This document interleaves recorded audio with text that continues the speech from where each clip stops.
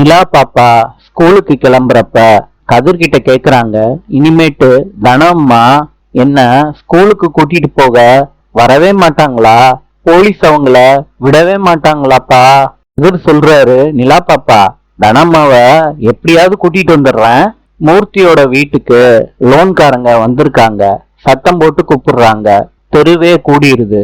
லோன்காரங்க கேக்குறாங்க, ஏமா லோன் கட்டல? டயத்துக்கு லோன் கட்டணும்னு உங்களுக்கு தெரியாதாம்மா? இந்த உசுர எடுக்கணும்னே வந்திருக்கீங்க. கதிரு கேக்குறாரு, ஏங்க இங்க வந்து கத்திக்கிட்டு இருக்கீங்க? லோன்காரங்க சொல்றாங்க, இந்த அம்மா கட்ட வேண்டிய இஎம்ஐய கட்டவே இல்ல. கதிரு சொல்றாரு, டக்ளஸ் அவங்க கிட்ட லோன் நம்பர் என்னன்னு கேட்டு அனுப்பி வைடா போன்ல காச. இத கேட்ட உடனே லோன்காரங்க போயிடுறாங்க.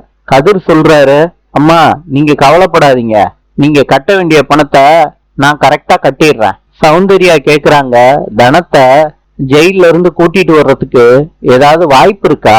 கதிர் சொல்றாரு, தனம்மாவை எப்படியாவது வெளியே கொண்டுட்டு வந்துடுறேன். நாளை சந்திப்போம்.